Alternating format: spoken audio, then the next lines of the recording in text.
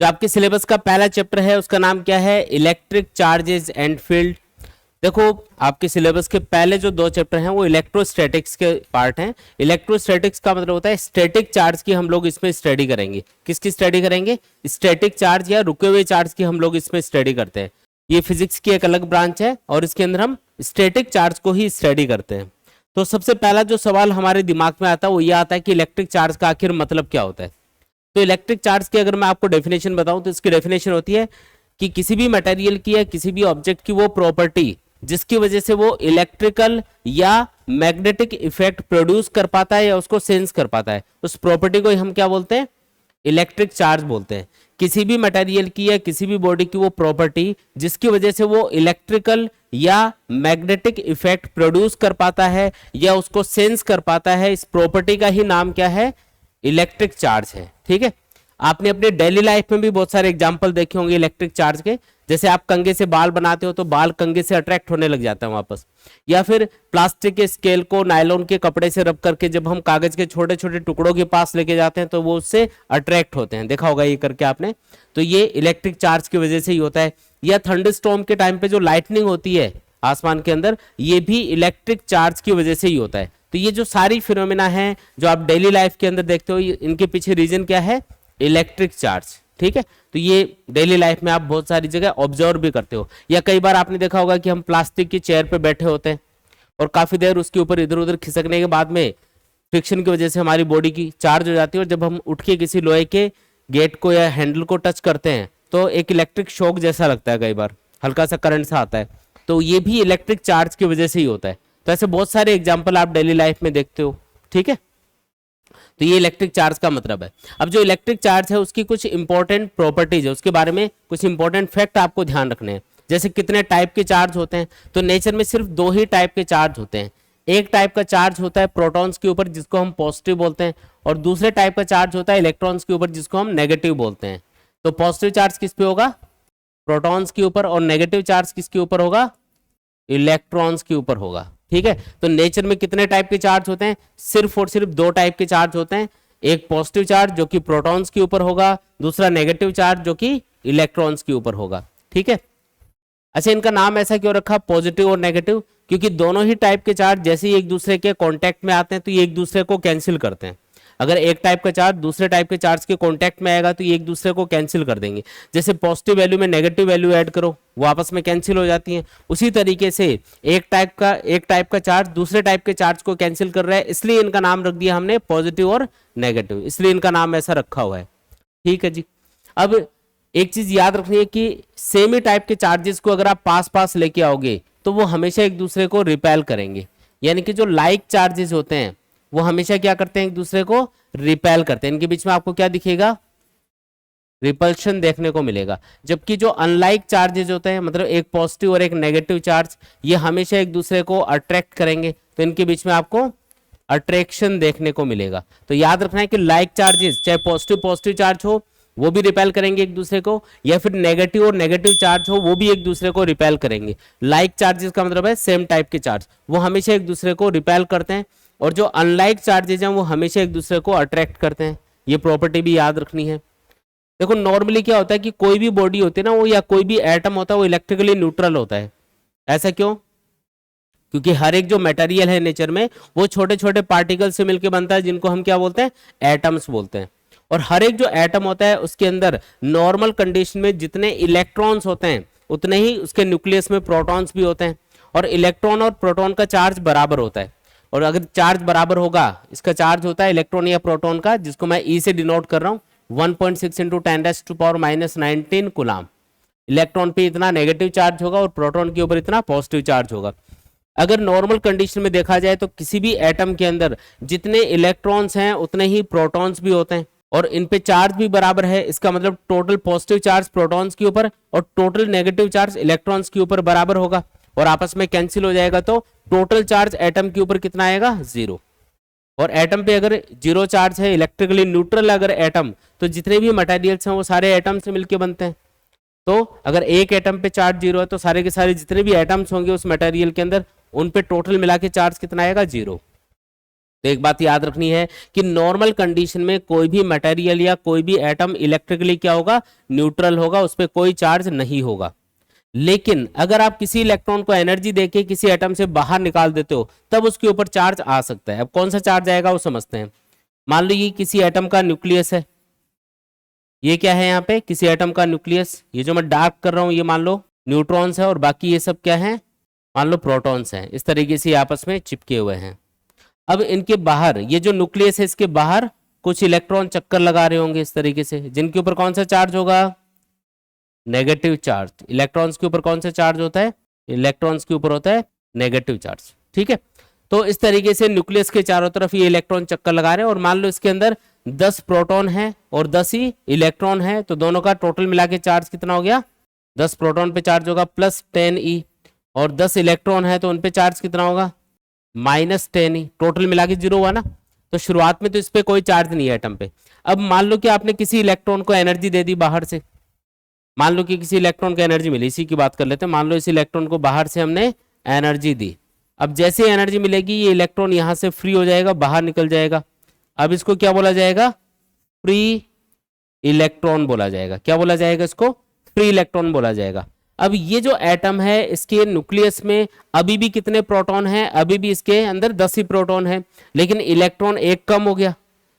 पहले इसके अंदर 10 प्रोटॉन थे, 10 इलेक्ट्रॉन थे, दोनों का चार्ज बराबर था, आपस में कैंसिल हो गया, टोटल चार्ज 0 बन रहा था। लेकिन जैसे एक इलेक्ट्रॉन इसमें से बाहर निकल गया, एक इलेक्ट्रॉन कम हो गया। अब इसके अंदर कितने इलेक्ट्रॉन हो गए, 9 इलेक्ट्रॉन्स हो गए। प्रोटॉन कितने हैं, 10 हैं। अभी भी 9 इलेक्ट्रॉन्स है, वो 9 प्रोटॉन के चार्ज को तो कैंसिल कर देंगे, लेकिन एक प्रोटॉन बच जाएगा अभी भी। और प्रोटॉन पे कौन सा चार्ज होता है, पॉजिटिव, इसलिए इस एटम के ऊपर कौन सा चार्ज आ जाएगा, पॉजिटिव चार्ज आएगा। क्योंकि इलेक्ट्रॉन कम होते जा रहे हैं ना, इलेक्ट्रॉन जितने कम होंगे उतना ही एक तरह से पॉजिटिव चार्ज बढ़ता जाएगा उसके ऊपर। पहले वो बराबर थे, लेकिन इलेक्ट्रॉन कम होंगे तो नेगेटिव चार्ज कम होने से पॉजिटिव चार्ज एटम के ऊपर बढ़ता जाएगा। तो हम बोलेंगे कि जो एटम है वो पॉजिटिवली चार्ज हो गया। अब ये पॉजिटिव आयन में कन्वर्ट हो जाएगा। तो एक चीज याद रखनी है कि जब भी कोई मटेरियल या कोई भी एटम अगर इलेक्ट्रॉन्स को लूज कर रहा है, उसमें से इलेक्ट्रॉन बाहर निकल रहे हैं, तो उसके ऊपर कौन सा चार्ज आएगा, उसके ऊपर हमेशा पॉजिटिव चार्ज आएगा।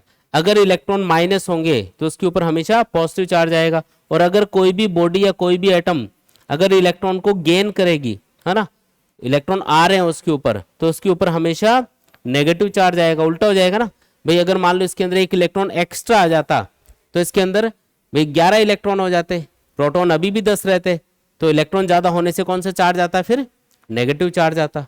तो एक सिंपल सा लॉजिक हम याद रखेंगे कि अगर किसी भी बॉडी को नेगेटिवली चार्ज करना है तो उसको इलेक्ट्रॉन दे दो।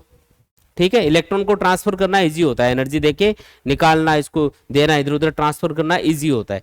तो अगर किसी भी बॉडी को नेगेटिवली चार्ज करना है तो उसको कुछ इलेक्ट्रॉन दे दो, और अगर किसी भी बॉडी को पॉजिटिवली चार्ज करना है तो उससे कुछ इलेक्ट्रॉन निकाल लो। ठीक है, ये करना पड़ेगा आपको। तो पॉजिटिवली चार्ज करने के लिए हमेशा क्या करेंगे, इलेक्ट्रॉन रिमूव कर देंगे बॉडी से, और नेगेटिवली चार्ज करने के लिए इलेक्ट्रॉन उसको दे देंगे। ठीक है, मतलब यहाँ पे अगर आपको एक लाइन में, एक सिंगल लाइन में पूछा जाए कि किसी भी बॉडी के चार्जिंग का रीजन क्या होता है, तो रीजन क्या बताओगे, ट्रांसफर ऑफ इलेक्ट्रॉन।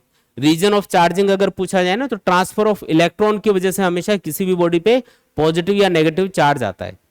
ठीक है, ये याद रखना है। इतनी बात क्लियर, एकदम समझ में आया ये। ठीक, अब किसी भी बॉडी पे अगर आपको चार्ज का पता लगाना है तो उसके लिए हम एक इंस्ट्रूमेंट यूज करते हैं, और उस इंस्ट्रूमेंट का नाम आपको याद रखना है। इस इंस्ट्रूमेंट का नाम है गोल्ड लीफ इलेक्ट्रोस्कोप। क्या बोलेंगे इसको, गोल्ड लीफ इलेक्ट्रोस्कोप बोला जाता है। ये एक इंस्ट्रूमेंट होता है जो किसी भी ऑब्जेक्ट पे इलेक्ट्रिक चार्ज का पता लगाने के लिए यूज किया जाता है कि उसके ऊपर चार्ज है या नहीं है। जैसे मान लो, पहले तो इसके अंदर क्या क्या चीजें पहले वो देखते हैं। ठीक है, इसके अंदर ये जो वायर आपको दिखाई दे रहा है और ये मेटल स्फेयर, ये सब मेटल के बने होते हैं। ये वायर और ये जो छोटा सा स्फेयर है ये किसका बना हुआ है, मेटल का बना हुआ है। फिर ये जो नीचे वाला सिरा है, यहाँ पे 2 गोल्ड की छोटी छोटी पत्तियां लटकी होती है, गोल्ड लीव्स बोलते हैं इनको। गोल्ड लीव्स यहाँ पे नीचे वाले सिरे पे हमने लगा रखे हैं। गोल्ड लीव्स का मतलब है गोल्ड की बिल्कुल पतली पतली 2 पत्तियां, उनको यहाँ पे लटका देते हैं। गोल्ड क्यों यूज किया, क्योंकि गोल्ड को जब हम पतला करते हैं, हमें बिल्कुल पतली पतली हल्की यहाँ पे स्ट्रिप्स चाहिए थी मेटल की, तो गोल्ड को काफी पतला किया जा सकता है, वो टूटता नहीं है, उसकी स्ट्रेंथ ज्यादा होती है, इसलिए हमने यहाँ पे गोल्ड यूज किया है। फिर ये ग्लास का जार है, इसके अंदर ये पूरा सिस्टम लगाया हुआ है, ठीक है। अब मान लो कि आपके पास में कोई न्यूट्रल ऑब्जेक्ट है, उस पर कोई चार्ज नहीं है, अगर आप उसको इसके पास में लेके आओगे तो यहाँ पे आपको इंस्ट्रूमेंट के अंदर कोई भी हलचल दिखाई नहीं देगी, कोई एक्टिविटी नहीं होगी यहाँ पे। अगर कोई एक्टिविटी नहीं हो रही है, इन लीव्स के अंदर कोई भी मूवमेंट नहीं हो रहा है, इसका मतलब समझ जाना कि ये कैसी बॉडी है, इलेक्ट्रिकली न्यूट्रल बॉडी है, इस पर कोई चार्ज नहीं है। लेकिन मान लो इसके ऊपर नेगेटिव चार्ज है, सपोज करो, कौन सा चार्ज है इसके ऊपर, मान लो इसके ऊपर नेगेटिव चार्ज है, ये जो बॉडी है इसके ऊपर कैसा चार्ज है, नेगेटिव। अब इससे क्या फर्क पड़ेगा, ये देखो ये जो वायर है ये किसका बना हुआ है, मेटल का बना हुआ है, कोई भी मेटल हो सकता है, और ये जो गोल्ड लीव्स है, गोल्ड भी एक मेटल होता है, तो ये पूरा मेटल वायर है और ये मेटल की बनी हुई लीव्स हैं। अब मेटल्स की एक खास बात होती है कि मेटल के अंदर बहुत सारे फ्री इलेक्ट्रॉन होते हैं।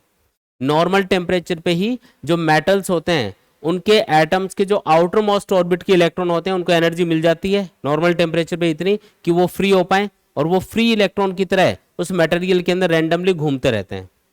तो जो मेटल्स हैं उनकी खास बात क्या है कि नॉर्मल टेम्परेचर पे ही इनमें बहुत सारे फ्री इलेक्ट्रॉन आपको देखने को मिलेंगे, बहुत सारे फ्री इलेक्ट्रॉन होंगे, ठीक है। अब ये जो मेटल वायर है और ये जो गोल्ड की बनी हुई लीव्स हैं, इनके अंदर क्या है, बहुत सारे फ्री इलेक्ट्रॉन रैंडमली घूम रहे हैं इधर उधर। वो जो फ्री इलेक्ट्रॉन इसके अंदर रैंडमली घूम रहे हैं उनको ये वाला जो नेगेटिव चार्ज है ये क्या करेगा, रिपेल करना चालू कर देगा। अब ये नेगेटिवली चार्ज बॉडी इसके पास में लेके आओगे तो यहाँ पे क्या होगा, जितने भी फ्री इलेक्ट्रॉन इसके अंदर घूम रहे होंगे सब इससे रिपेल होंगे, और रिपेल होंगे तो एकदम दूर जाने की कोशिश करेंगे। दूर कहां तक चले जाएंगे, इस नीचे वाले सिरे पे आ जाएंगे। इन लीव्स के ऊपर इलेक्ट्रॉन्स इकट्ठा होने से कौन सा चार्ज आएगा, नेगेटिव चार्ज आएगा। अब दोनों पत्तियों के ऊपर, दोनों लीव्स के ऊपर एक ही टाइप का चार्ज आ रहा है, नेगेटिव नेगेटिव। इस पर भी कुछ इलेक्ट्रॉन आ गए, इस पर भी कुछ इलेक्ट्रॉन आ गए। अब इलेक्ट्रॉन आएंगे तो नेगेटिव चार्ज आएगा इन लीव्स के ऊपर। अब नेगेटिव नेगेटिव चार्ज क्या करेगा, एक दूसरे को रिपेल करेगा, तो ये दोनों लीव्स एक दूसरे से दूर चली जाती है। इस तरीके से ये डाइवर्ज हो जाती है, और डाइवर्ज होना मतलब पहले से लटकी होती है फिर ये दूर हो जाती है। ऐसे अगर ये दूर हो रही है इसका मतलब ये जो बॉडी आप इसके पास में लेके आ रहे हो इंस्ट्रूमेंट के पास में, ये चार्ज है, ठीक है। एक चीज याद रखो कि यहाँ पे जो फ्री इलेक्ट्रॉन घूम रहे थे वो इस नेगेटिव चार्ज से रिपेल होकर नीचे चले गए, तो ऊपर वाले सिरे पे कौन सा चार्ज आएगा, उतना ही पॉजिटिव चार्ज भी आएगा। क्यों, क्योंकि इस वायर के ऊपर टोटल चार्ज कितना है, 0 है। जिन एटम से वो इलेक्ट्रॉन निकले होंगे और नीचे भाग के चले गए उन एटम्स के ऊपर पॉजिटिव चार्ज भी है, और वो पॉजिटिव चार्ज इस नेगेटिवली चार्ज नोड से अट्रैक्ट होगा तो वो ऊपर वाले सिरे पे रहेगा। ये वाला चार्ज और ये वाला नेगेटिव चार्ज ये दोनों मिला के टोटल चार्ज 0 ही है। लेकिन जब आप नेगेटिवली चार्ज रोड पास ला रहे हो तो दूर वाले सिरे पे कौन सा चार्ज आ गया, नेगेटिव, और पास वाले सिरे पे कौन सा चार्ज आ गया, पॉजिटिव। इसको हम बोलते हैं इंड्यूस्ड चार्ज। कौन सा चार्ज है ये, इंड्यूस्ड चार्ज है। अगर आप पॉजिटिवली चार्ज नोड इसके पास में लाते तो क्या होता, अगर मैं इसके पास में पॉजिटिवली चार्ज कोई बॉडी लेके आता तो उस कंडीशन में जो फ्री इलेक्ट्रॉन है वो तो ऊपर आके इकट्ठा हो जाते, अट्रैक्ट होते उससे, और जो पॉजिटिव चार्ज है वो एकदम दूर वाले सिरे पे यहाँ पे चला जाता नीचे इन लीव्स के ऊपर। और क्योंकि दोनों लीव्स के ऊपर पॉजिटिव और पॉजिटिव चार्ज आता तो अभी भी ये क्या होती, एक दूसरे से रिपेल ही होती। तो रिपल्शन इस चीज का इंडिकेशन है, लीव्स के बीच में रिपल्शन, कि यहाँ पे कोई चार्ज बॉडी इसके पास में लाई जा रही है। अगर आप कोई न्यूट्रल बॉडी लेके आओगे तब आपको कोई भी रिपल्शन या कोई भी मूवमेंट यहाँ पे देखने को नहीं मिलेगा। लेकिन जैसे आप पॉजिटिवली चार्ज या नेगेटिवली चार्ज रोड यहाँ पे लेके आओगे तब आपको यहाँ पे रिपल्शन देखने को मिलेगा दोनों लीव्स के अंदर। तो हम समझ जाएंगे कि ये बॉडी कैसी है, इलेक्ट्रिकली चार्ज है। आया समझ में। तो इससे ये नहीं पता चलता कि कौन से टाइप का चार्ज है इस बॉडी के ऊपर, क्योंकि जब आप नेगेटिवली चार्ज रोड लाओगे तब भी ये रिपेल होंगे और पॉजिटिवली चार्ज रोड लाओगे तब भी ये रिपेल हो रही होंगी। तो चार्ज का नेचर आपको पता नहीं चलेगा कि कौन से टाइप का चार्ज है, बस ये पता चलेगा कि चार्ज है या नहीं है। तो किसी भी बॉडी पे चार्ज का पता लगाने के लिए जो इंस्ट्रूमेंट यूज करते हैं क्या बोलते हैं उसको, gold leaf electroscope. Gold leaf electroscope बोलेंगे। ये नाम आपको याद रखना है, इसकी वर्किंग वगैरह नहीं पूछते हैं, ठीक। फिर एक इंपॉर्टेंट पॉइंट ये भी याद रखना है चार्ज के बारे में कि अगर कहीं पे इलेक्ट्रिक चार्ज स्टैटिक कंडीशन में है, रुका हुआ है, वेलोसिटी 0 है, तो ये सिर्फ और सिर्फ एक इलेक्ट्रिक फील्ड प्रोड्यूस कर सकता है। क्या प्रोड्यूस करेगा, ओनली इलेक्ट्रिक फील्ड प्रोड्यूस करेगा। अगर इलेक्ट्रिक चार्ज स्टैटिक कंडीशन में है, रुका हुआ है, तो वो सिर्फ और सिर्फ क्या प्रोड्यूस करेगा, इलेक्ट्रिक फील्ड प्रोड्यूस करेगा अपने चारों तरफ, ठीक है। अपने चारों तरफ एक ऐसा एरिया क्रिएट कर लेगा जहां पे कोई भी दूसरा चार्ज लेके आओगे तो उसके ऊपर एक फोर्स लगेगा, उस रीजन को हम क्या बोलेंगे, इलेक्ट्रिक फील्ड बोलेंगे।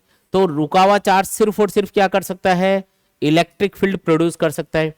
लेकिन मान लो कि ये जो इलेक्ट्रिक चार्ज है ये कांस्टेंट वेलोसिटी से मूव करने लग जाए, तो उस कंडीशन में मूविंग चार्ज एक करंट भी प्रोड्यूस करने लग जाता है और करंट से मैग्नेटिक फील्ड प्रोड्यूस होने लग जाता है।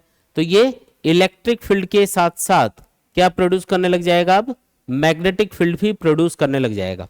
याद रखना है, स्टैटिक चार्ज सिर्फ और सिर्फ इलेक्ट्रिक फील्ड प्रोड्यूस करेगा, कांस्टेंट वेलोसिटी से मूव करने वाला चार्ज इलेक्ट्रिक फील्ड के साथ साथ मैग्नेटिक फील्ड भी प्रोड्यूस करेगा। और अगर इलेक्ट्रिक चार्ज वेरिएबल वेलोसिटी से मूव कर रहा है, इसकी वेलोसिटी कभी बढ़ रही है कभी कम हो रही है, अगर वेरिएबल वेलोसिटी से मूव कर रहा है या एक्सेलरेटेड मोशन बोलते हैं इसको, एक्सेलरेटेड मोशन कर रहा है, तो वो electric field plus magnetic field और साथ में इलेक्ट्रोमैग्नेटिक वेव्स, जिनको ईएम वेव्स भी बोल सकते हो शॉर्ट में, इलेक्ट्रोमैग्नेटिक वेव्स, ये तीन चीजें प्रोड्यूस करने लग जाएगा। कौन कौन सी तीन चीजें, इलेक्ट्रिक फील्ड, मैग्नेटिक फील्ड और इलेक्ट्रोमैग्नेटिक वेव्स, ये तीन चीजें प्रोड्यूस करेगा। कौन सा चार्ज, जब वो वेरिएबल वेलोसिटी से मूव कर रहा होगा तब ये तीन चीजें प्रोड्यूस होंगी, याद रखना है। अच्छा, एक चीज इंपॉर्टेंट चीज और याद रखो, अगर कोई भी कंडक्टर हो, कोई भी कंडक्टर, कंडक्टर किसको बोलते हैं, जितनी भी मेटल्स होते हैं उनको कंडक्टर्स बोला जाता है, क्योंकि उनमें चार्ज कंडक्ट हो सकता है या चार्ज फ्लो हो सकता है। जो कंडक्टर्स होते हैं, अगर आप किसी भी मेटल को या किसी भी कंडक्टर को चार्ज करोगे तो एक्स्ट्रा चार्ज हमेशा उसकी आउटर सरफेस पे रहेगा। जो भी चार्ज दिया है ना उसको, वो हमेशा कहाँ चला जाएगा, रिपेल होके एक दूसरे से आउटर सरफेस पे आ जाएगा। अंदर क्यों नहीं रहेगा, क्योंकि अंदर रहेगा तो रिपेल होगा एक दूसरे से। और जो कंडक्टर्स हैं उनकी खास बात क्या होती है, इनमें चार्ज फ्लो हो सकता है, तो ये फ्लो होके एक दूसरे से दूर चला जाएगा। कितनी दूर जा सकता है, मैक्सिमम सरफेस तक जा सकता है। तो याद रखना है कि किसी भी मेटल बॉडी को या किसी भी कंडक्टर को आप चार्ज करोगे तो एक्स्ट्रा चार्ज हमेशा उसकी आउटर सरफेस पे आपको दिखाई देगा, ठीक है। एक चीज और याद रखो कि अगर कंडक्टर की शेप यूनिफॉर्म है, जैसे ये स्फेरिकल मैंने सरफेस ली है तो चारों तरफ से देखने पे एक जैसा ही दिखेगा, तो अगर कंडक्टर की शेप यूनिफॉर्म है तो इस पे चार्ज यूनिफॉर्मली डिस्ट्रीब्यूट होगा, हर जगह बराबर बराबर बढ़ जाएगा। जैसे कि स्फेयर हो गया, जैसे एक प्लेन शीट हो गई, उसको चार्ज करोगे तो उस पर भी चार्ज पूरी सरफेस पे यूनिफॉर्मली डिस्ट्रीब्यूट होगा, हर जगह बराबर सा चार्ज आपको दिखाई देगा। तो ये जो स्फेयर है इसकी सरफेस पे हर एक जगह पे क्या होगा, चार्ज की वैल्यू बराबर होगी, ठीक है। यूनिफॉर्मली चार्ज डिस्ट्रीब्यूट होने का मतलब क्या है, हर जगह चार्ज बराबर बराबर बढ़ जाएगा। लेकिन अगर कोई भी कंडक्टर नॉन यूनिफॉर्म शेप का है, मान लो ऐसा है, अब यहां से नुकीला है, यहां से फ्लैट है, यहां थोड़ा राउंड है ना, इस तरीके का है, तो फिर अलग अलग जगह पे चार्ज की डेंसिटी अलग अलग होगी। सबसे ज्यादा चार्ज कहां पे इकट्ठा होगा, जहां पे ये पॉइंटेड एजेस होंगे ना, जहां पे ये नुकीला सिरा होगा, कंडक्टर की जो रेडियस ऑफ कर्वेचर है वो जहां पे सबसे कम होगी वहां पे चार्ज की डेंसिटी सबसे ज्यादा होगी।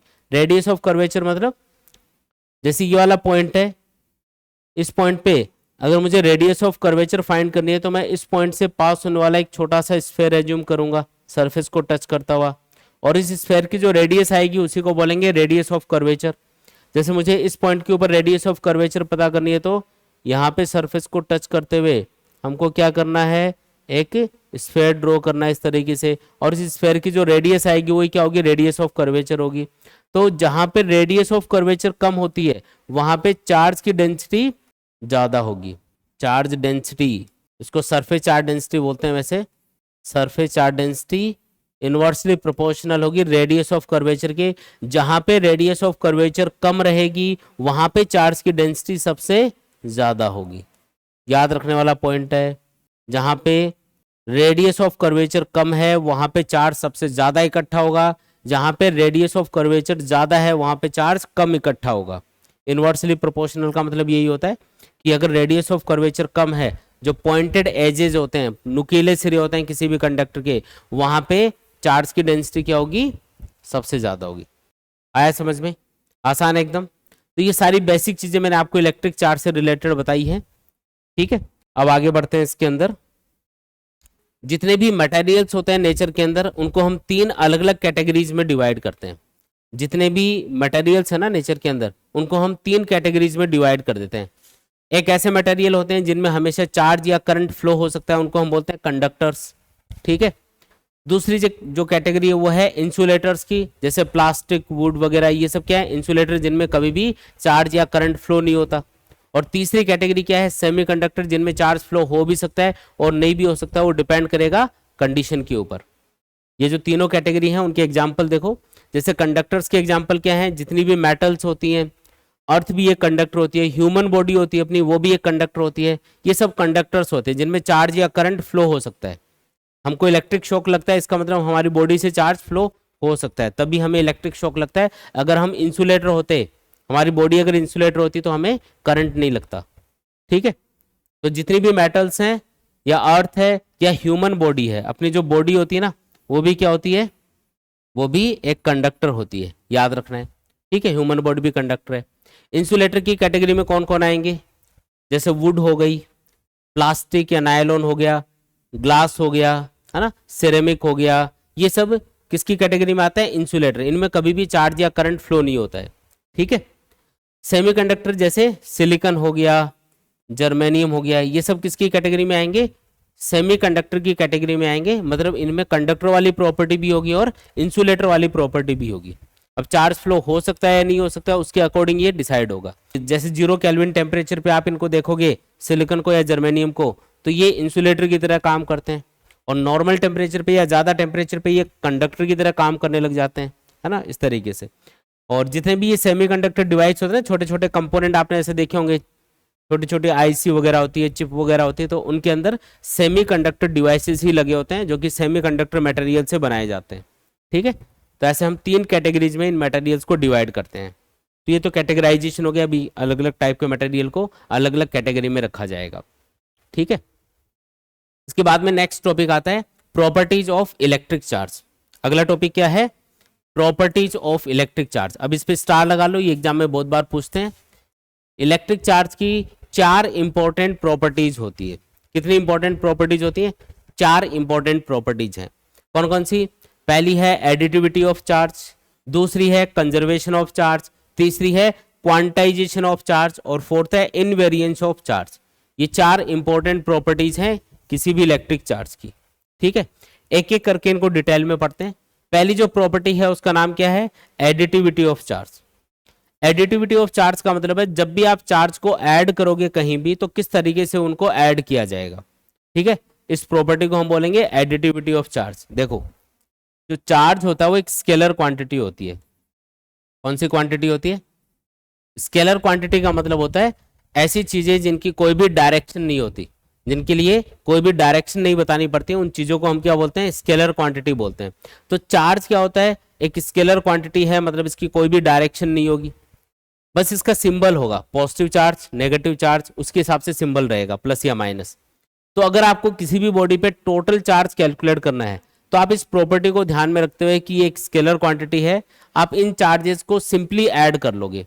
टोटल चार्ज बराबर होगा Q1 plus Q2 plus Q3, इस तरीके से करते जाएंगे। और जितने भी चार्जेस हैं, मान लो ये n चार्जेस हैं, तो n चार्जेस तक हम सबको ऐड कर लेंगे। बस इतना सा ध्यान रखना है कि अगर कोई चार्ज पॉजिटिव है तो उसको पॉजिटिव सिंबल के साथ में ऐड करना है, और अगर कोई भी चार्ज नेगेटिव है तो उसको नेगेटिव सिंबल के साथ में ऐड करना है। बस इतना सा ध्यान रखेंगे, सिंपली आपको ऐड करके टोटल चार्ज कैलकुलेट कर लेना है। कर लेंगे ऐसे आसान एकदम। तो इस प्रॉपर्टी का नाम क्या है, एडिटिविटी ऑफ चार्ज। मतलब चार्ज स्केलर क्वांटिटी है, इसलिए जब भी हम चार्ज का टोटल करेंगे तो सिंपली उनको विद सिंबल ऐड कर लिया जाएगा। ठीक है, ये पहली प्रॉपर्टी हो गई। दूसरी प्रॉपर्टी है conservation of charge. Conservation of charge का मतलब क्या है, जो इलेक्ट्रिक चार्ज होता है वो नेचर के अंदर जितना है उतना ही रहता है। नया चार्ज ना तो आप प्रोड्यूस कर सकते हो, और ना ही जो अवेलेबल चार्जेस हैं उनको आप डिस्ट्रॉय कर सकते हो। तो इस प्रॉपर्टी को हम क्या बोलते हैं, कंजर्वेशन ऑफ चार्ज बोलते हैं। एक एग्जांपल से समझते हैं इसको। जैसे मान लो कि एक ग्लास रोड है अपने पास में, और एक क्या है, सिल्क का क्लॉथ है।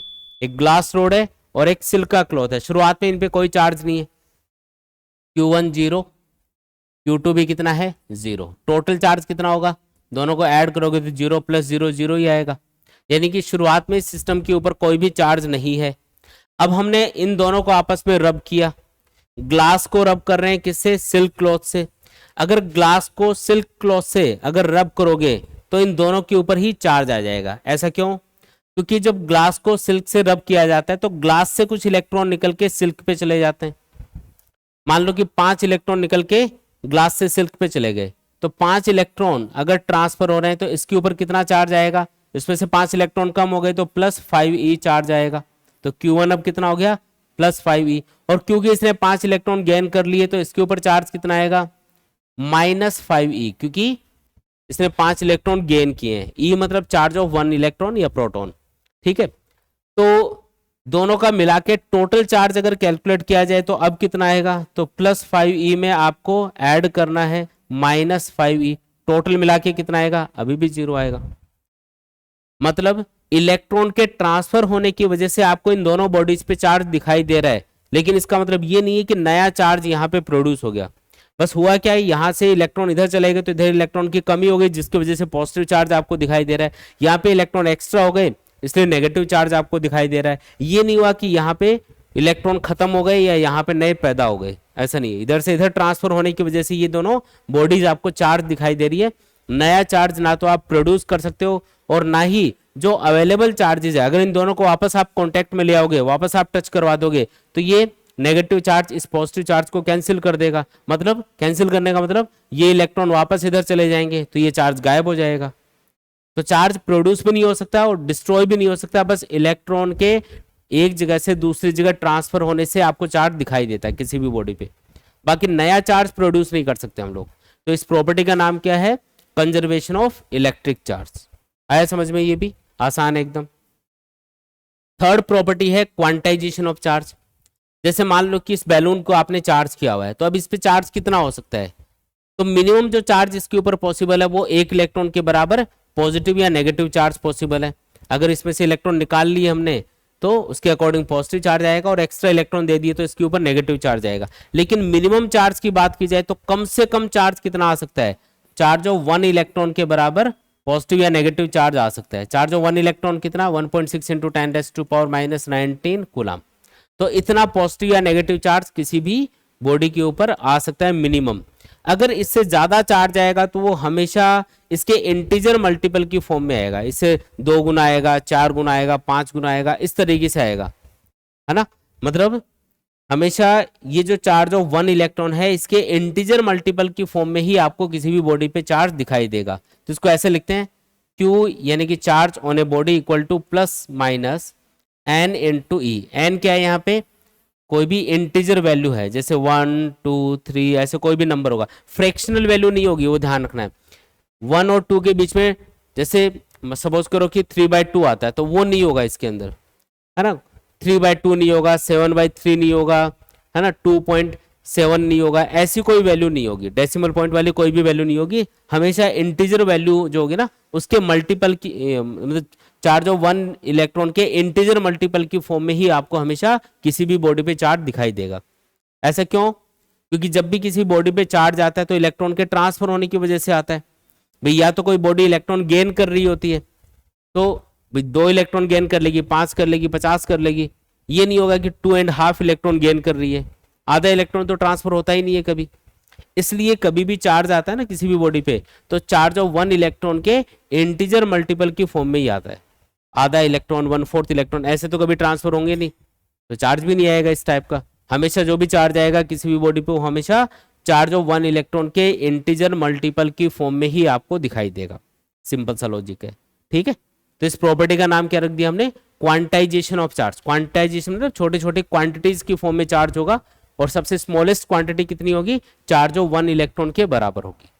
सिंपल एकदम, ठीक है, आसान एकदम। और फोर्थ प्रॉपर्टी है इनवेरिएंस ऑफ चार्ज।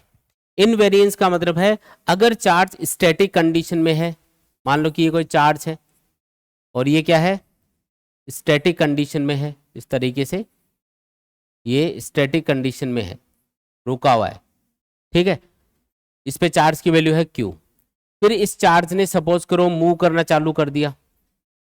क्या किया इसने, मूव करना चालू कर दिया इस तरीके से। अगर ये मूव करना चालू कर देगा तो क्या इस पे चार्ज की वैल्यू चेंज हो जाएगी, नहीं जी। अगर ये मूव कर रहा है तब भी इस पे चार्ज की वैल्यू उतनी रहेगी जितनी पहले थी। तो क्या चार्ज की वैल्यू इस चीज पे डिपेंड कर रही है कि चार्ज मूव कर रहा है या नहीं कर रहा है, नहीं, इस पे डिपेंड ही नहीं कर रही।